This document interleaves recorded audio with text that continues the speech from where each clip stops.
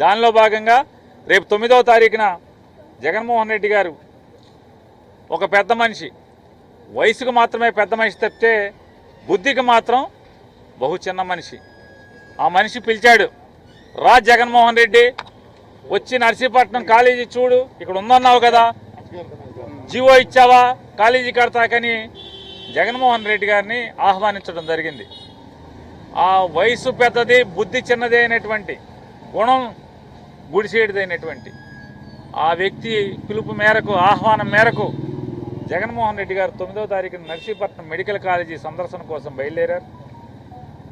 అతను కోరుకున్నట్టుగా 2022లో నర్సీపట్నం కాలేజీ నిర్మాణానికి ఇచ్చినటువంటి జీవోని అతనికి చూపిస్తాం. కళ్ళు కనపడకపోతే శుక్లాలు తొలగించి ఆపరేషన్ చేయించైనా సరే ఆ కాగితాన్ని జీవోని చూపించడం, ఆ సగంలో 16 మాసాలుగా నిలిపివేయబడినటువంటి ఆ మెడికల్ కాలేజీ సగం నిర్మాణం అయినటువంటి నిర్మాణాలని, అలాగే నర్సీపట్నం కాలేజీని ఎక్కడిదక్కడే ఆపేయమని 16 మాసాల క్రితం ఇచ్చినటువంటి ప్రభుత్వ జీవోని, ప్రతిదీ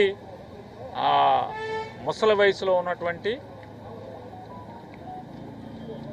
చిన్న బుద్ధి ఉన్నటువంటి ఆ మనిషికి చూపించడం జరుగుతుంది.